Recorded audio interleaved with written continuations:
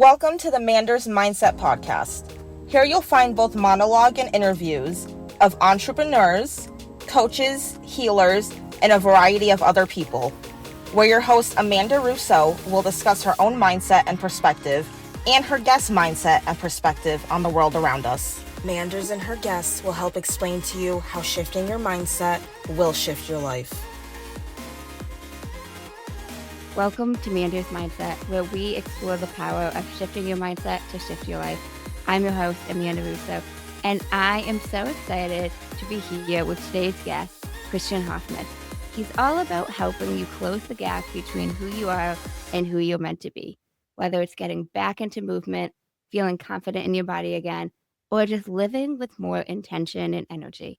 Thank you so much for joining me. Thank you very much for having me. Glad to be here.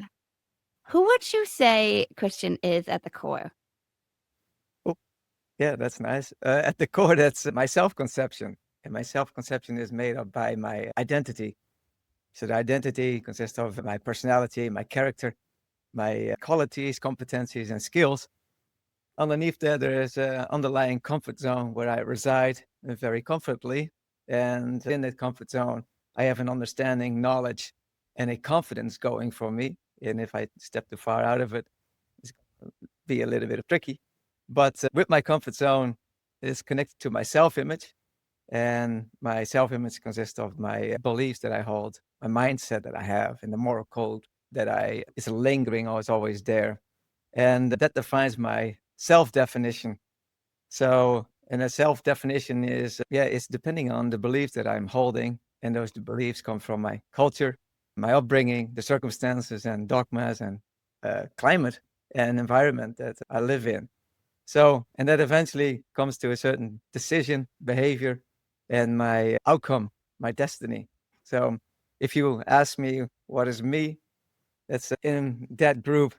I can probably give you a more specific answer, but yeah. Can you take us down memory lane? Tell us a little bit about your upbringing, childhood dynamic. Yeah, sure. I'm from the Netherlands. I'm Dutch. I'm living here for 9 years now. I'm the middle child, the fighter in the family. I had great parents, yet a hard-working ethic.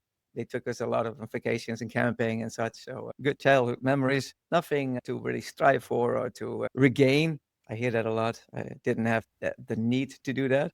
That makes it also a little bit boring and also less a thrive to fend for certain things that I didn't have in the past. You see that more online, that people can reach far because they missed something in the past. And you often hear that with kids that maybe don't have siblings and one of the parents passed away. So they have a very strong drive to put something down that's, hey, that's me and this is what I stand for and this is what I want to reach. But if you don't have that, unfortunately, life is more difficult in another way for those people that had a very difficult time and they maybe still have. But it doesn't mean that other people don't have the difficulties to get along in life or move forward. How was schooling for you as a kid? I totally left that out. But I came to, of course, from my parents were like a blue collar family. So what I've learned is I copied my parents. So you ask your parents, well, what is good to do? Well, work. Okay, well, work, doing what? And you're not knowing much. So you get the know-how from your parents. I went into becoming a plumber and installer of things and a welder. And eventually I thought, okay, well, this is fun. I get very concentrated in these things, but it's not all that I want in life. So I went backpacking in Australia for a year and did some things in Hong Kong, China, and other countries.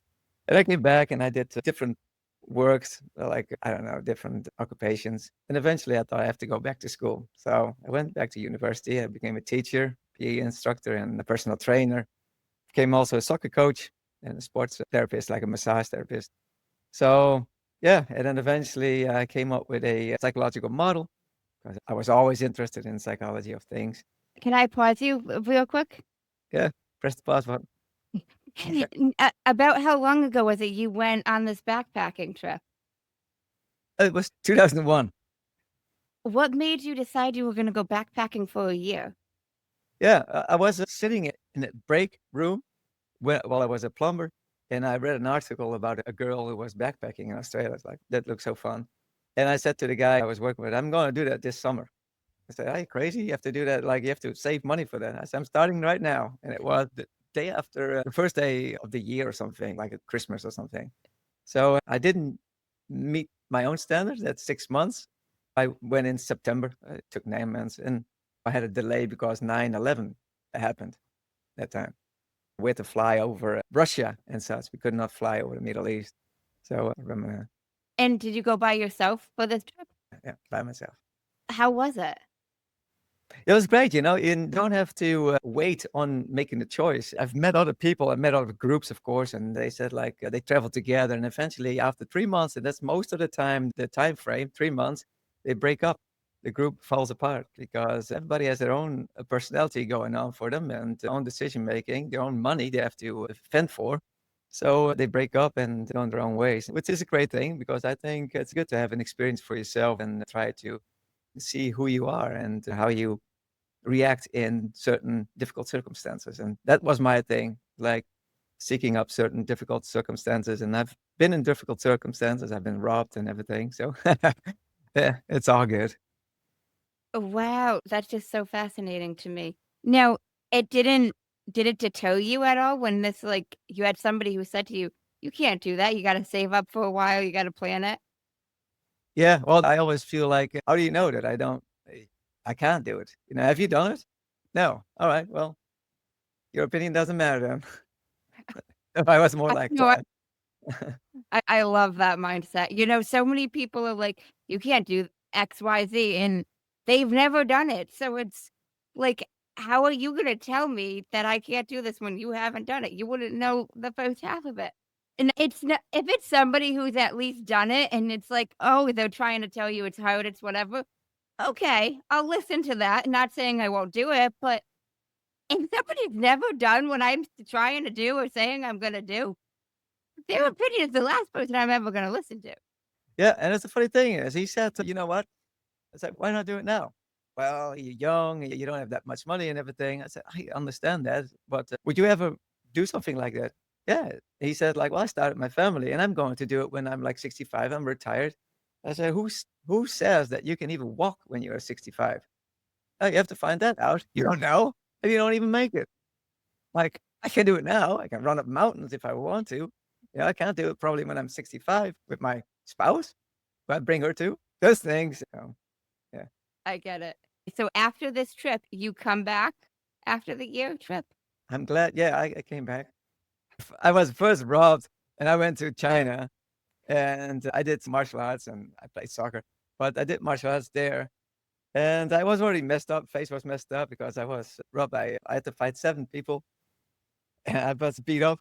And then, so when I left to Hong Kong and we did some martial arts and everything, I insisted on, it was my idea. I want to do a fight, like a real fight, controlled in a way that is like no rules, but just like a one-on-one fighting. See how it goes. I did that there too. It was pretty harsh, but it was all good. You learn from those things. Yeah. After Hong Kong, did you go somewhere else? Well, yeah, I've been in Italy and in England. I worked there for a little bit also. So yeah, always traveling around, and that's probably how I've been to America before, and later on, I've met my wife in America, in Memphis, because I was a coach for a singer.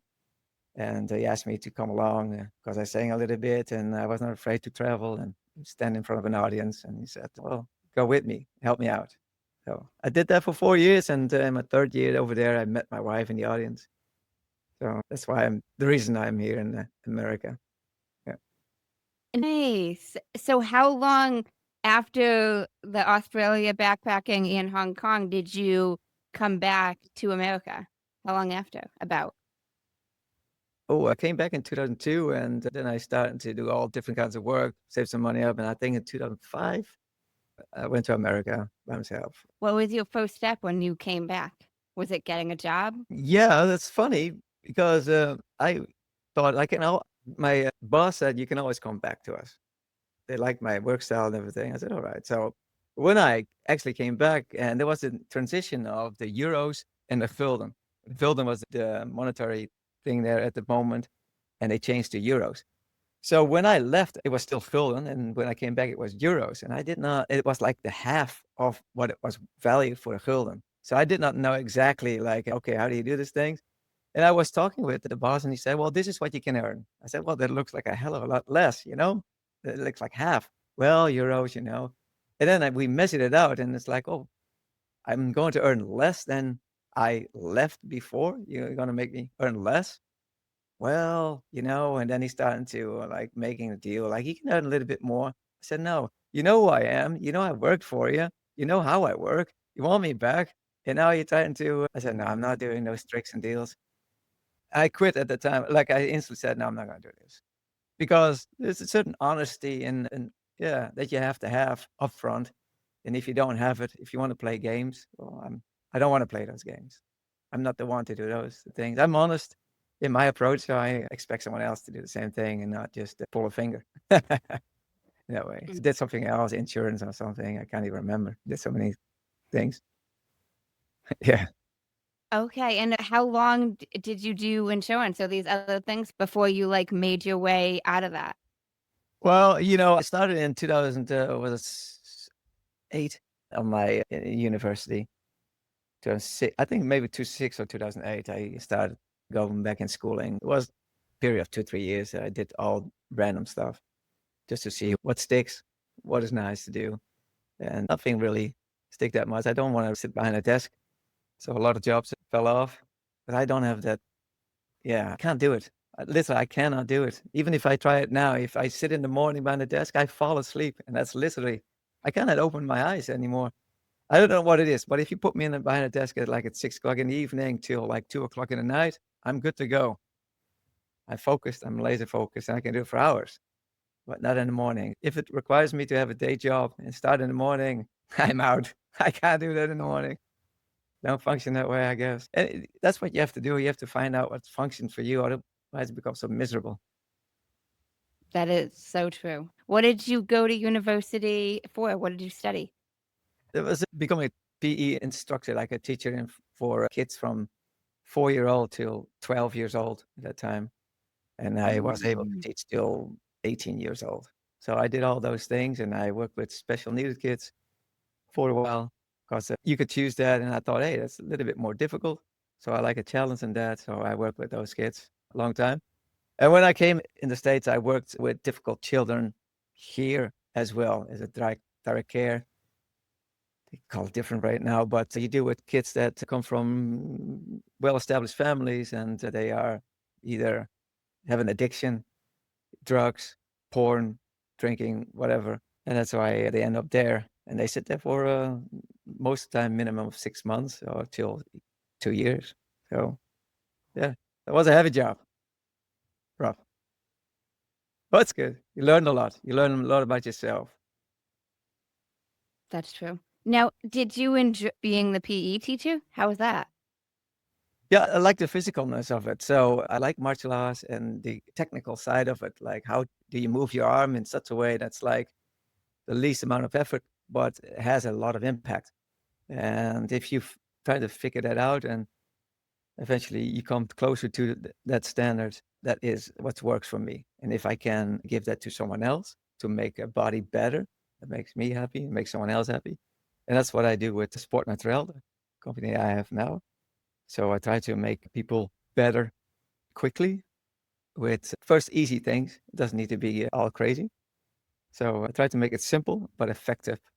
And that's the main goal I have. So now I am more in the losing weight area. I'm not really into diets though. So I say to other people, if they want to work with me, like 10% is your diet, the other 10% is working out, and 80% is psychology. So that's kind of the ratio you have to work on. Now, you mentioned simple things. Can you give me an example of some of the simple things? Yeah, so whatever you eat, and simple things in diet is whatever you eat. I don't want to touch that too much, but I'm going to meddle with it. If you like drinking Coca-Cola, if you drink 3 liters a day, I'd probably reduce it to 1 can a day. You still can do it, but you don't have to abstain from the things that you like, because that never is successful. If you take things away from kids, they start to act up. You try to make it so that it's still beneficial for both of you and maybe to learn something and get healthy. So that's what I try to do, make it simple in that way. And with workouts, I try to make it simple first with the basic movements that everybody should be doing, they should be able to do. And then I gradually increase the difficulty of it because if it stays too simple, you lose your enthusiasm for it. So you think like, okay, this sucks. And that's why I don't want to go to any fitness station because all those things, you get bored. What do you mean any fitness station? Well, if you go to any brands out there, big brands like Planet Fitness or Crunch Fitness, you go in there and they have all the machines. They have their maybe the groups lessons going on for me and some spinning wheels. If you sit 3 times in a week, you do spinning, then you probably like spinning. Yeah, it's very specific. And if it makes you happy, great. But you're not going to be evolving on other areas. You're going to be very specific in that area. You're going to grow. It's the same with swimming. If you're a very good swimmer, well, you don't expect yourself to be a runner. You have to do both. You cannot just. So I implement a lot of things to make you more capable in life. I learned from my capabilities. I was in Australia. I've swum in the ocean. I swim in the dark in the ocean. I did scuba diving. I've been robbed. I had to fight. I ran up a mountain. You do a lot of things that demands a certain physicality, and I want to be capable in life and not incapable. Like, oh, I can't do this. Oh, maybe it's nice. I don't know. But I can't do it. Like we climb trees and those things, and makes it a little bit different. Always a challenge. I get what you mean. Now, you say it's 80% psychological and 10% diet and then 10% the movement. Yeah. Why is that? Well, everything goes with your mindset and the belief that you hold and how you see yourself. So if you see yourself as fat, well, good luck. You're not going to lose anyways. It's a very important factor in everything you want to do. So if you want to become rich, well, if you see yourself as poor, well, good luck getting rich. It goes with the mindset. So if you can change the mindset in whatever you're starting to do, you have higher possibility of achieving it. Now, you can never give a guarantee because it's dependent on certain factors, but you can certainly live and work towards a certain goal. And if you do it with a coach, it becomes like 200% easier than doing it alone because you burn out most of the people burn out after 3 months. And if they have a little bit more oomph to them, maybe 6 months, but then it starts to wear out. Very normal because you cannot hold on to a new routine for a long period of time because routines is a choice to do. And if people say like make it a habit, well, it's not a habit to brush my teeth. The movement of brushing a teeth is a habit, but to actually decide to brush my teeth, it's every time a decision. Now, if you make a routine over and over, the weight of the decision making becomes less, so it becomes easier. But it's always there. It's always there. And that's the difficulty. Now, if you want to change like a little bit in your diet and you're starting to work out, that's 2 decisions. It's already becoming difficult right now. And if you don't have a coach, how long do you think you can maintain this difficult decision that you have to make every time? It's not going to be easy. Certainly not in the beginning. Maybe after 3 years, because now that impulse is like more, it doesn't demand much power anymore, more energy. It's all about maintaining our energy. So uh, that's why we live in a homeostasis. Like we have a little bit of stress and then we want to relax a little bit. But if you relax too long, well, you want a little bit of stress. You want a little bit of maybe curiosity grows. You want a little bit of excitement. And this is very normal because that's the homeostasis. And the homeostasis is not like I'm comfortable. That's not homeostasis. That's a part of your homeostasis. It's always in that balance, the up and down. It's very difficult to always live in that perfect balance and harmony because the harmony is within the ups and downs. Now, you have to choose your ups and downs. If you are very emotional, the ups are a little bit higher and the lows are a little bit lower, a little bit deeper. And now it becomes also a drain. It costs you more energy to become more stable. So there's a lot of factors. So you have to know the personality of someone. You have to know what makes you tick. How strong is your curiosity? Like if someone says, "Oh, you go into Australia," Well, good luck with that. Why would you do that? All right. I'm very curious. I want to see how it feels there, how the life is there, and what the climate is there. So if your curiosity is strong, you can make easier decisions. It doesn't matter what you do. Same in gaming. If there's a new game, there's always that starts like, okay, I need to do all those new things. I need to learn a lot of new things, but your curiosity is carrying you over those learning little steps, little hills that you have to take. If curiosity dies out because, okay, now I know everything and now I understand this thing, your curiosity dies out a little bit. And if you don't get rewards anymore, now you're working against well, you're pushing a boulder up against the hill system. That's why you have to have a coach, I guess. That makes a lot of sense. I like how you mentioned not fully depriving them of, like, if they're drinking 3 liters of Coke, not telling them to completely stop it. I think that's a really big thing because even like you mentioned, like, you're telling the kid that they can't have this, they want it even more if they didn't even want it that bad before because, like, our minds want what somebody says that we can't or we shouldn't have, and I have my own history with a weight loss journey, and one of the biggest things when I first started doing this myself was I didn't deprive myself of anything, not a single thing. And one of the first basic things I started with was adding in more of what I considered quote unquote good, whether it was fruits, vegetables, more water. So it was just, I'm adding more positive.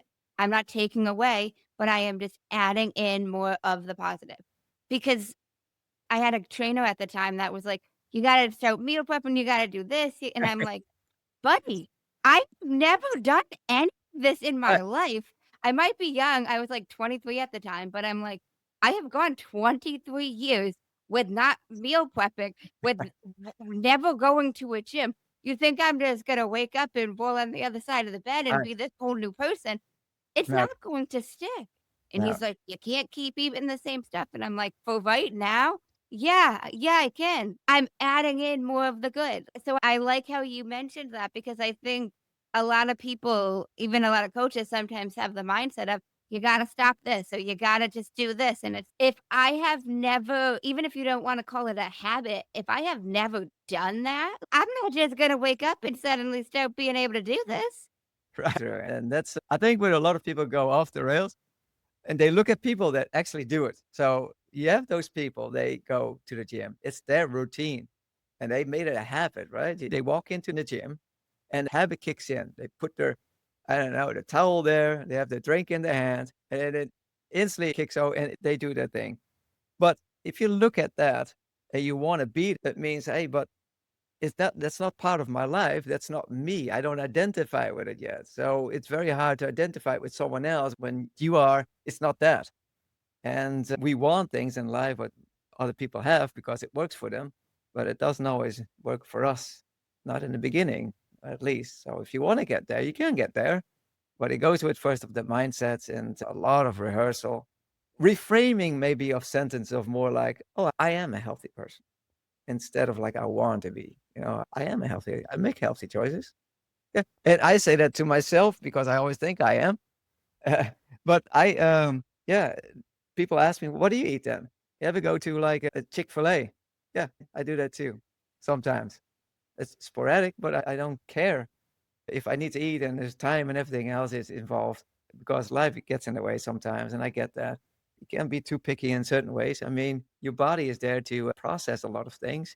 That's what it does. Even it processes water, and that's not clean. If you drink too much of it, it kills you. If you get too much air, too much oxygen, it kills you. It's always a moderation of things, and your lungs will die off because you trying to filter off all the environmental pollution that you don't think of, but it has to filter it. I mean, it has the ability, but eventually, yeah, it dies off because you will die off, and that's all okay. So you don't have to. I don't want to be worrying because I've been in the threads and I've been in groups and I've been around people in that way. You take it very far. I did too at some point in my life. You take it too far because then you start to consider like, okay, what is healthy? If you look at any meat, it's all vaccinated with what? How far do we go? What is healthy? And then you hear like, okay, and now this guy is starting to try to do vaccination bovine with every cow in the world, like and make them less fart. Bill Gates. Is that great? No, that's not great. That's not good. If we can stop it, great. But yeah, or try not to eat that part of meat. But yeah, most of the cows are vaccinated unless you have to really search for them, and it costs you a lot of money to get a piece of meat from like not vaccinated cow and no growth hormones and everything else. So you can go far with it, but you also become a little bit more cynical in life, a little bit skeptical, a little bit less happy, because everything is an enemy. Everything becomes like a violent to the body, and your body can handle a lot. I mean, if you never eat like some a fried food, then you're gonna feel that if you start eat fried food after never eating it, you're gonna be nauseous. You're gonna be in pain because your body's just not handle it well at that time. You never did it, right? You have people that eat raw meat. Okay, well, you cannot just start to do that because it may make you sick. You could probably die, or you have to ease into those things. Your body is very miraculous in my. You have, and maybe you have heard of it, but was a tribe who also only ate rotten stuff with mold on it, and they did well. But if we want to start to doing that, we get sick. If we're not careful, we die. It depends why you start it. We can do a lot, but you have to ease in it. So that's why I eat everything. So my body is always prepared and it can actually handle it. And sometimes people ask me, do you drink alcohol? Yes, alcohol is not that bad. And there's a big trend right now against alcohol. And I get that. Yes, there are detrimental things to alcohol, but also to strawberries. So if you want to look into those things, great. But I wouldn't think too much of it. Yeah. There's hazardous with strawberries. Yeah, yeah, there's a lot of environmental stuff on it. Someone say pesticides used a lot, herbicides used a lot. Yeah, you're gonna eat them all. All the greens, the people say like, oh, eat all the greens, salads and everything. Well, look at what you eat. And there's also a chemical of the plant that protects itself. Forgot the name for a second, but it's a little bit of poison it gives you. And that's why it's also the reason that a lot of people cannot tolerate just eating salads. Okay, we say coleslaw and all those things because of that issue, because their stomach, they get bloated because of that little poison that it expels. So it's not better than meat. I mean, you can eat it, but it's also trying to poison you a little bit. But your body deals with it, and it's all okay if you can handle it. I'm not that good with the greenery, so you don't see me eat a salad very quickly. But I like French fries. It's not good. I like it though. It's a little bit heavy. I get what you mean. And even like you mentioned, paying attention to our bodies, like everybody's body processes different foods differently. I agree with you. Our bodies are meant to handle it and to process it, like food in general. Yeah. Yeah, and then if all these people are like, what if you have milk intolerance? Well, yeah, maybe you should not drink milk. I'm not saying you should drink milk if you're intolerant. Context. Yeah. No, that is completely true. Even like allergies, like certain people are allergic to certain foods, even if it's fruit, even if it's meat, even if it's Yeah. And it's hard to say, like, I know Jordan Peterson one time went to the all meat diet and for specific reasons, because you have a sickness going on. So you try to combat something, but it's not something that you want to live on. It's not something that you want to do for a couple of years, just eating that. That's not great. It's detrimental. Then you age very quickly, which is if you want to do that. But I think you try to avoid those things. So I wouldn't do that. So, but if you get stuck in a diet, say whatever diet, Atkins diet or whatever trend is up, yeah, if you want to do that, great. But I never get really, I get very easily bored with those things. And it's also, I don't know, it becomes an identity. You talk to someone like, how are you? Well, good. You eating something? Well, I can't eat that. And this and like, they become a vegetarian. Like, I am a vegetarian. Hold on, you're not a vegetarian, right? You can still eat meat. You have a choice here. You're starting to identify with it. Well, you make a diet choice. And it's because, and that's why I'm saying this, because I think it matters what you say. It matters, man. It matters how you say things. So your thought already directs you. So if you say, I am a vegetarian, well, guess what you're going to eat? Guess what you're not going to eat? Yeah. Does it make you happier or better? Stronger? That's always the question that you want to ask. What's the outcome of this? And I think if you go through life and you ask yourself, what's the outcome? What's the outcome of this choice eventually? I think you come to a certain conclusion easier. And you also see the world is not that black and white. That dichotomy thinking is, yeah, is useful at best, probably in religion. Like, Mm. yeah, black and white thinking. I don't think it's very useful in diets and everything. I've noticed as well about, I think even more so whether somebody's a vegetarian or somebody's a vegan, that they really identify with that. Or even you've got like your gluten-free people. And I did some traveling recently and I met a few people that were gluten-free. And that was like the second thing they would tell me after they would tell me their name. And I'm just like, we're not even going to eat a meal together. So why are you telling me that you're gluten free? Like, Yeah, good for you. it's a badge, It's a bad. a badge of honor. Yes. It almost becomes their identity or part of Well, their identity. And I'm not judging, but like, it's pretty deep. yeah, well, we're all judging. Maybe we're not open about it, but we will judge.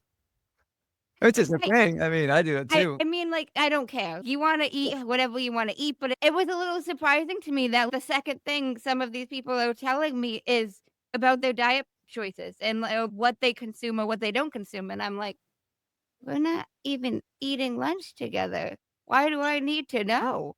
Yeah, and that's what I'm getting at. To me, it's sometimes troublesome because that dictates a certain mindset, a very black and white mindset. It's very hard to work also with those people.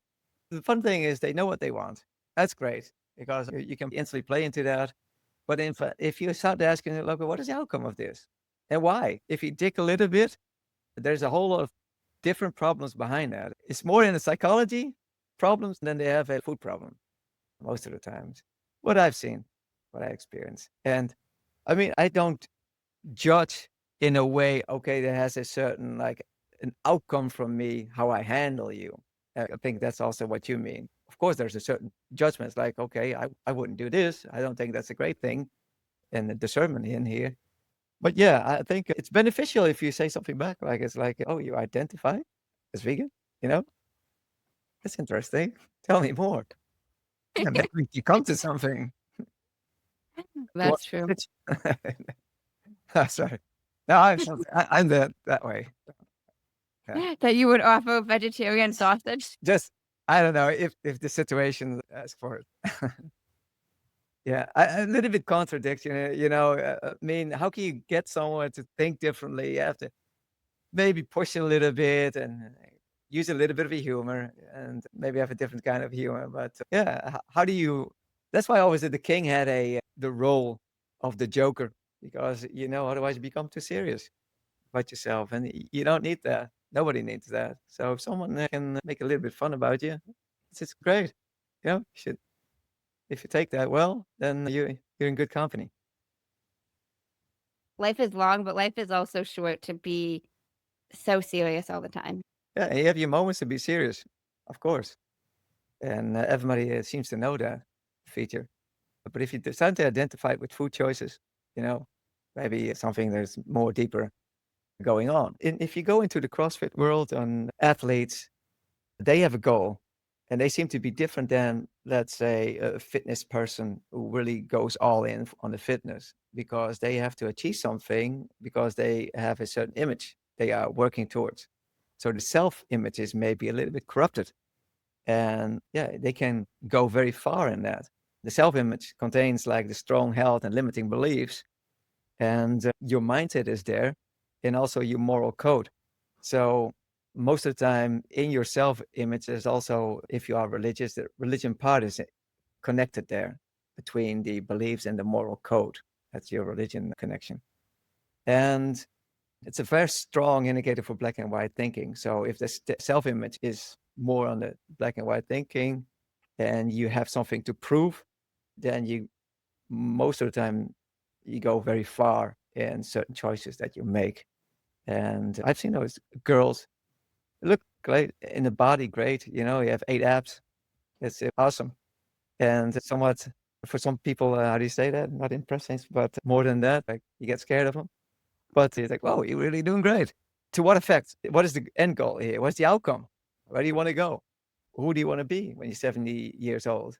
Like you live your life in a very tight stress. I mean, like this is what you eat, this is how much protein you take, because you probably know the answer to this, 1 gram per 1 kilogram of body composition.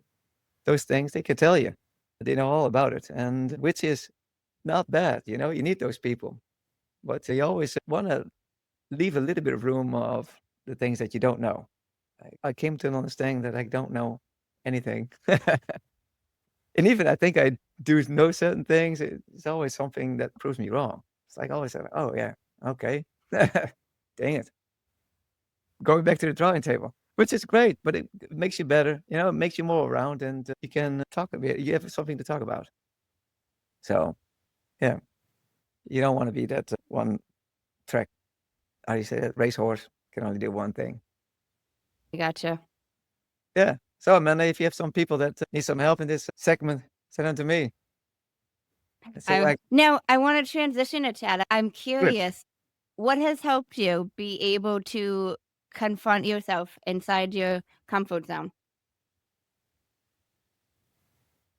Yeah, well, I'm not, my comfort zone lays in the knowledge that I hold and understanding. So, and if I'm going to be tested on my knowledge, it started to quiver a little bit. And now I know it's like, well, even experts are very limited in what they know. And also, they are wrong in most cases, because if you look at the theories, there's always like an opposing theory. So you can find yourself in one camp, but there's also another camp that says complete opposite. And you see that a lot. So even experts, you have to question things that we know. And this is okay because we all want to move forward and do better for each other. I think that's what we want to do. You want to do better for yourself. And in the meantime, you pull up other people. And it is all, that's more my goal now, to pull up others and where I am. They ask me, hey, you were 45 years old. You look like this. And you do this. Okay, I want some more of that. Oh, okay, this is the way for me, my body. And we have to look at yours. And then you can plan something. So if I'm in my comfort zone, I know what I am, know what I'm doing. And I'm trying different things. And instantly I'm out of my comfort zone because I know I want to be good at it in what I do. Who doesn't? No, I want to at least be above average. I don't need to be the best. I don't always shooting for to be the best, but above average. So if that's my standard, and if I don't qualify for that standard, that puts me into certain stress mode. How do you make sure that you're above average? Yeah, you get signs from the outside world. So if you think you are wrestling with things and you full in it, and then people give you feedback, this is where you start to understand where you fit. So if you play sports, if you play soccer, and someone says like, well, "We need you, we help you, you're pretty good," and then you understand eventually your position. But most of the time, you understand your position because of others, so your environment. And if you don't expose yourself to the environment, you never really know. It's more of a daydream of where you find yourself. To test it sometimes, to be in the environment, I guess. That's why I'm talking with you. Wait, why is that what you're talking to me? Well, yeah, it's someone. That's why I said in the beginning, you can ask me anything. You know, I want to be able to answer questions, and even if it gets more difficult, I don't want to be like, oh, yeah, I'm not going to tell you this. No, that's the real purpose of that. No, yeah, I'm out in the environment. You can test my thoughts. So yeah, I get what you mean.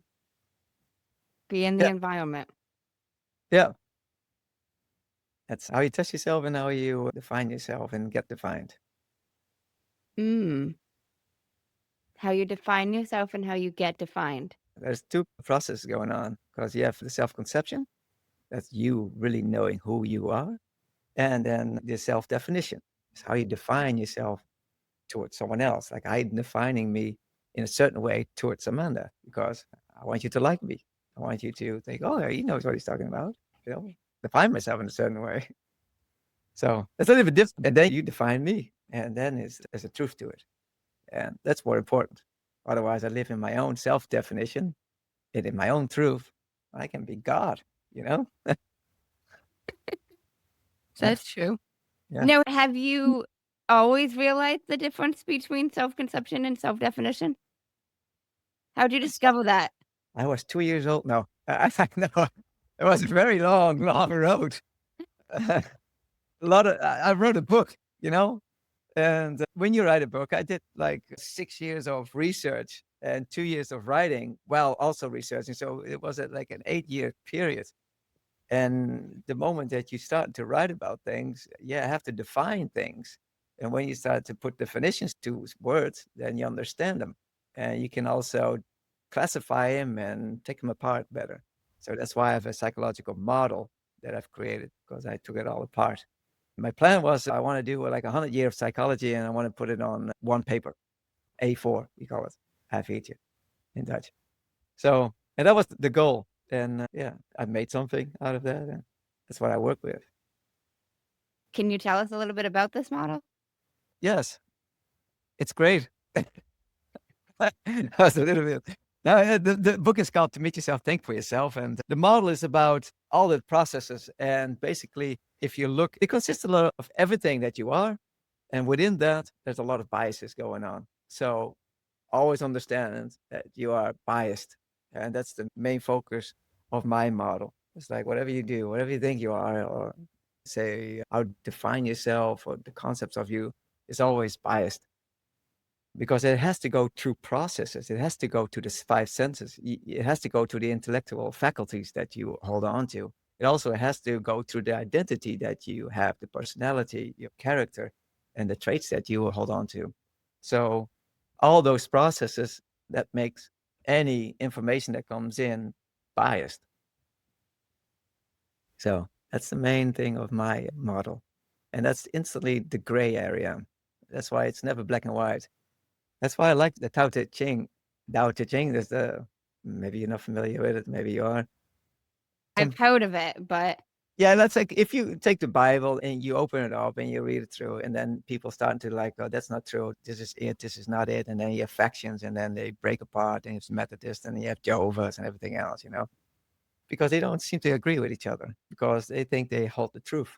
And when you become righteous, well, it becomes very difficult.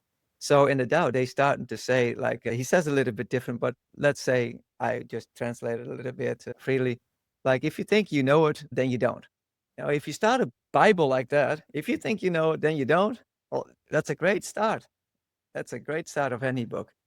So that's more, I think, in my model. If you're starting to point at things like this, how it is, well, that's biased, you know? So yeah, Mm.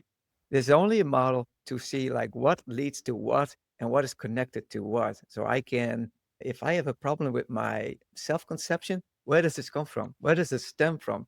Now in my model, I can point it like, oh, it stems from there.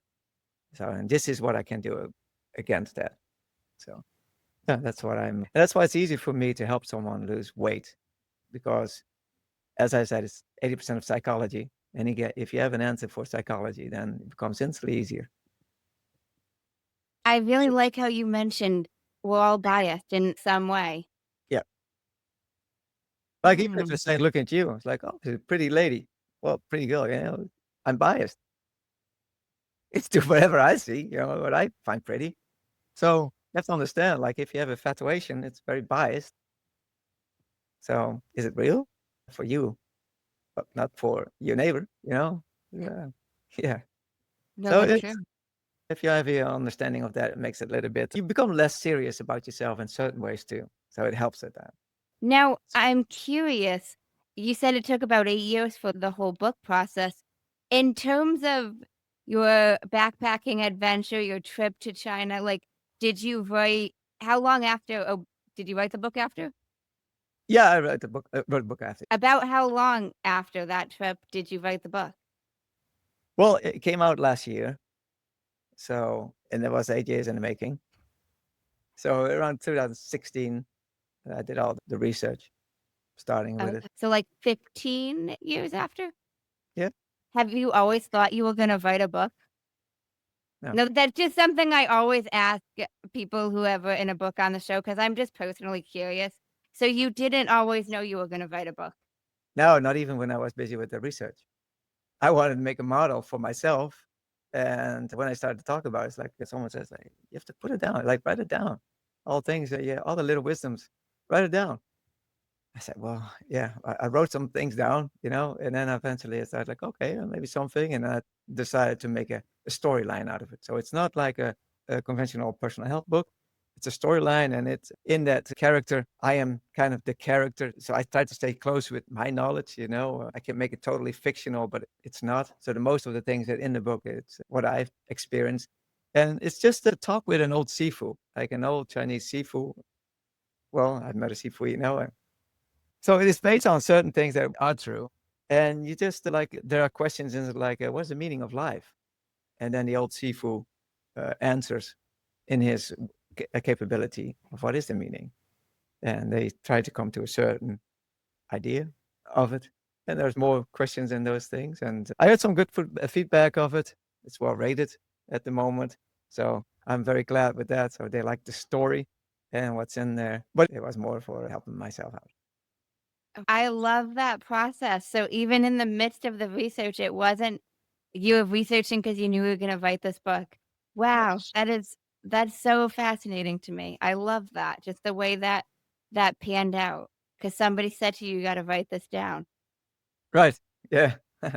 Was it somebody close to you that said that, or was it just somebody you were an acquaintance? You don't have to tell me who, but I'm just Oh, curious. yeah, there was someone that was close to one in the family, but also there was two people that I work with.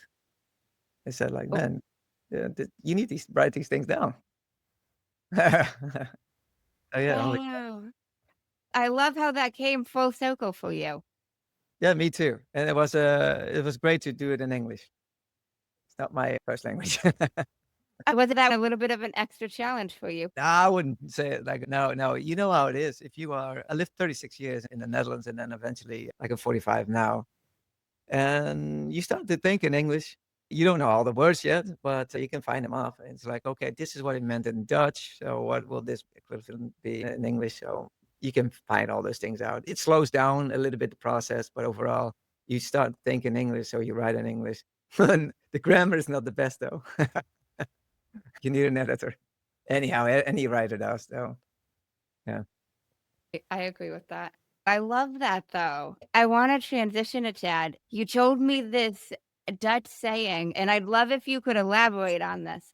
I don't know if you remember what you put, but Oh, it says, when it gets difficult, we need someone that can deliver a precise kick in the butt. Soft healers make stinking wounds. yeah. That's saying, yeah. That's in the Dutch saying. That's how you say it. But yeah, that's what it is. If you come to a specialist and they don't treat you fully on certain things or not like how you expected, then it most of the times it can do more damage. So kick in the butt in a way of like, we both know you need to go in this direction. Hey, come on, let's go. That type of deal. And why is that? Because I don't know exactly, but I tell you a little bit about myself in that way. I don't have that much empathy. I I feel compared in relative perspective, because if I look at my wife, if I hit my thumb, she can feel her thumb like in pain, kind of empathy. And I don't have that. So I can relate to certain pain, but I cannot feel it or replicate anything like that.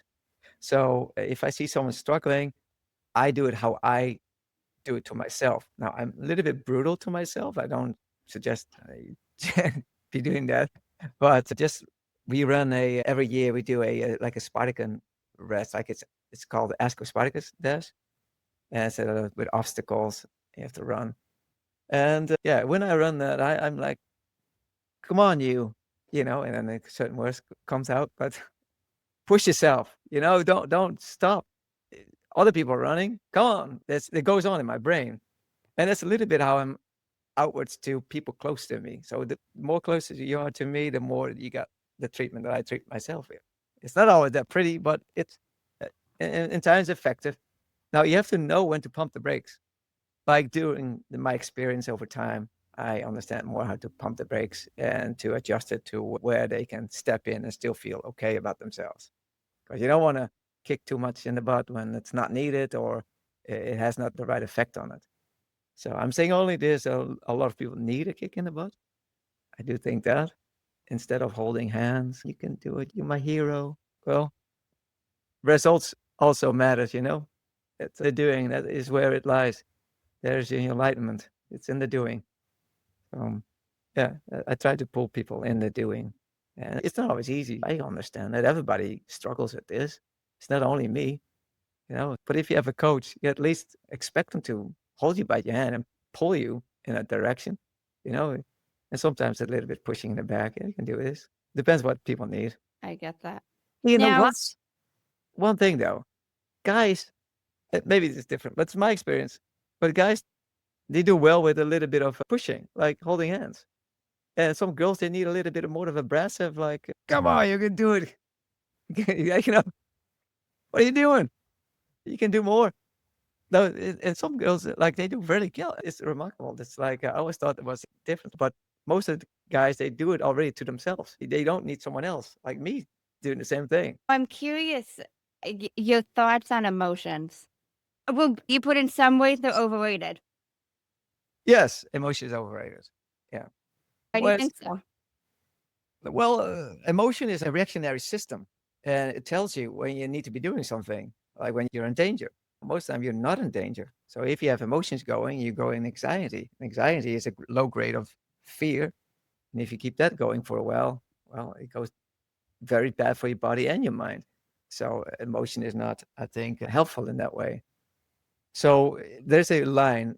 So from beliefs, you get thoughts in your mind. So you form thoughts in your mind, and then you put words to it. Right. So thoughts, words, and then you can stop it there, just that, or it can go into certain feelings with certain thoughts you have. And if you have more feelings, you can go into an emotion. There's nothing wrong with it. There's nothing wrong with crying and feeling sad and everything else. But you cannot linger in it. You cannot stay in that. And also, you have sometimes an emotion comes up, like you cannot do anything about it. It just pops up. Now, that goes into a feeling because the feeling part is like you have to put words to it. So it's connected to that emotion. And if you cannot connect it yet, then it's just an acting out of an emotion. It's a reaction to something. Now, when you have connected words to it, it goes into more of a feeling. And with feeling, you find the right words. And with the right words, you can a little bit steer the thoughts that you have. Right. So with it between the thoughts and the words and the feelings and emotions on one side, you have the care line. So that depends like how well you are doing. So if you care about certain emotions or not. So that determines how long you want to be staying in there and to hold on to certain things. Now, emotions, they do something to the body. So emotions is different than feeling in a way of like they trigger something in the body, trigger an immune system, or your fight or flight situation. Adrenaline keeps pumping. You know, it does something to you. So you cannot stay in that for a long time. It's just not good.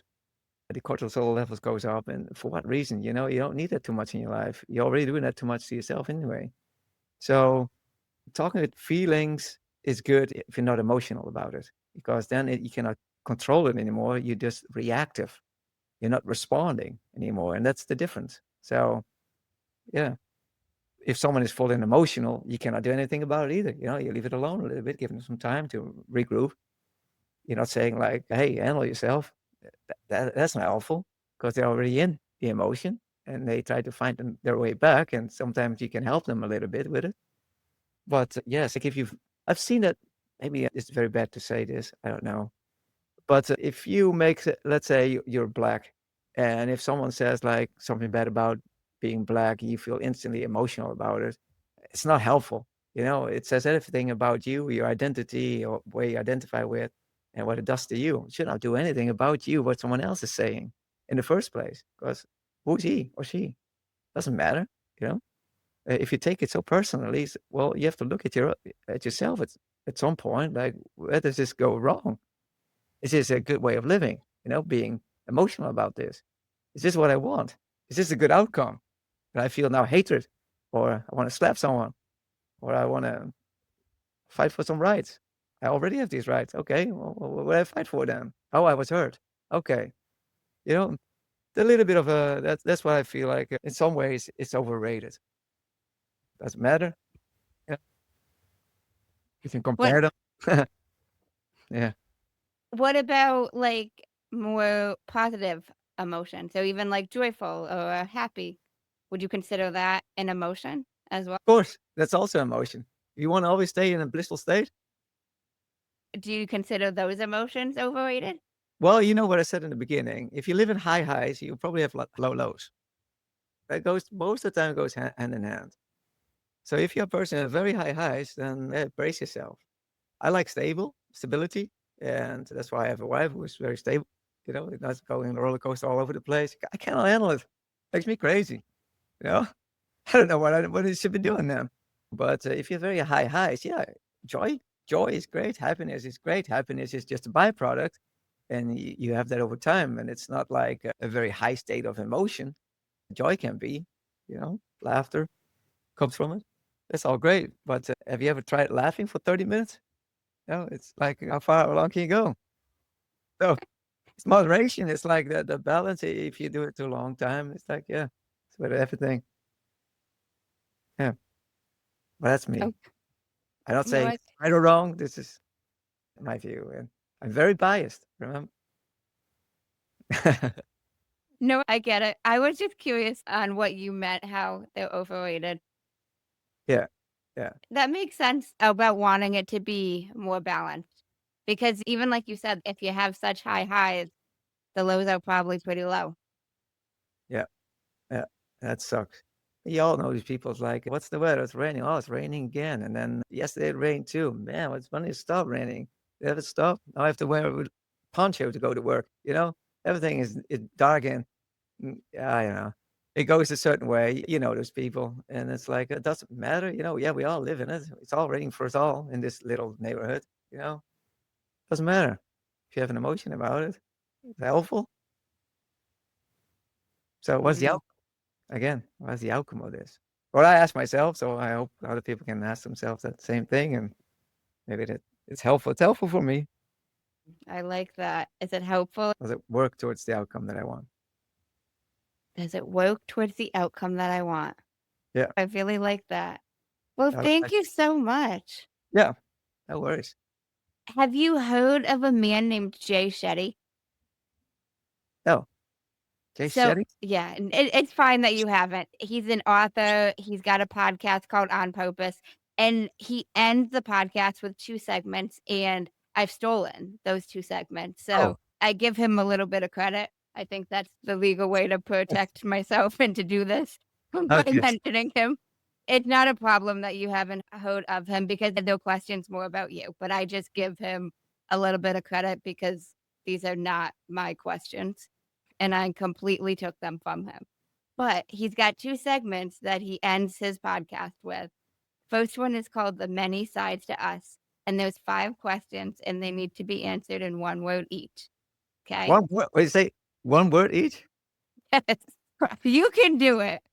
Is this a kick in the butt or is this the helpful man? I'm Depends on how you take it. What is 1 word? serious? What is 1 word someone who knows you extremely well would use to describe you as? Not so serious? Oh, not serious. Oh, 2 words. Damn it. Word. 1 word. Okay, maybe oh, yeah. I've heard this before. Focused. What is 1 word you'd use to describe yourself? Biased? What is 1 word that if someone didn't like you or agree with your mindset, would you use to describe you as? It doesn't agree with me? Yeah, somebody that doesn't agree with you. In what word? Yeah, Yeah, I have some words, but it's all kind of rough words. I don't think I can use this on the show. whatever comes to mind. Yeah, and it's also Dutch. We say "chomp." That's a What does good chump word. mean? Well, it can mean a couple of things. In a funny way, it's like, man, he knows what he's doing. He's great. What a dickhead kind of thing. And the other's like, yeah, he doesn't know how to dress himself, and like, sure, like in a more bad way. Okay. What is one word you're trying to embody right now? Outcome. Second segment is the final 5, and these can be answered in a sentence. Okay. Pressure's off. One sentence? What is the best advice you've heard or received? Yeah, there's a couple of them. One is because we talked just about it, so it pops in my brain. Is don't take everything too serious. Why is that the best? Because life is not that serious. Okay. What is the worst advice you've heard or received? That's from my father. He said a dime never becomes a quarter. Why is that the worst? It's more saying like, don't get too full of yourself, or in this way, if you are poor, you never become anything else. That's what it resembles to me. So that was the worst advice. It followed me for a long time. Created some limiting beliefs. What is something that you used to value that you no longer value? I still do that, but I don't cling too much on it. But a certain integrity, I value that a lot. Yeah, you cannot always have it, so I leave that a little bit loose. If I'm not demanding it, but I used to demand that from other people. If you could describe what you would want your legacy to be, as if someone was reading it, what would you want it to say? Well, my legacy, he tried his best. He came up with some great ideas, and then he died. If you could create one law in the world that everyone had to follow, what would it be? One law in the world is like no black and white thinking. Truth exists between two people, and everything beyond that is getting lost. It doesn't reside in yourself. So black and white thinking is not helpful in any way, because always there's a compromise. There's always a bias that is carried on. So yeah, no black and white thinking. Why would that be your one law? Because you see that now with wars and religions involved about black and white thinking. This is the truth. This is the Messiah. No, this isn't the great God. He's the ruler. Whatnot. I mean, they fighting for it. They die for it. You have the holy war. All thing is not necessary. I mean, same with the Taoist. You never seen like a Taoist fighting for their belief system, because I don't think you can call it religion. So same as in Hinduism. It's a way of life. I think it has a much better outcome for humanity. Well, thank you so much for speaking with me. You're welcome. It was very nice to be with you, Amanda. You asked nice questions. Thank you. Now, I do just like to give it back to the guests, no pressure, but any final words you want to leave the listeners with? No, the final was I'm setting, I will probably put it together. But if you stay away from black and white thinking, you understand you're biased, you're not taking yourself that seriously. And then you try to work on an outcome that you want, and you put your mind to it. So you layered it up with, I am this person. I am already rich. Look at what I have. I am already healthy. Look at what I'm doing. Then you go into that direction. I like that. Thank you so much, Christiaan. I appreciate it. And thank you guys for tuning in to another episode of Manders Mindset. In case no one told you today, I'm proud of you. I'm rooting for you. And you got this. As always, if you enjoyed the show, I would really appreciate it if you would leave me a 5-star rating, leave a review, and share it with anyone you think would benefit from this. And don't forget, you are only one mindset shift away from shifting your life. Thanks, guys. Until next time.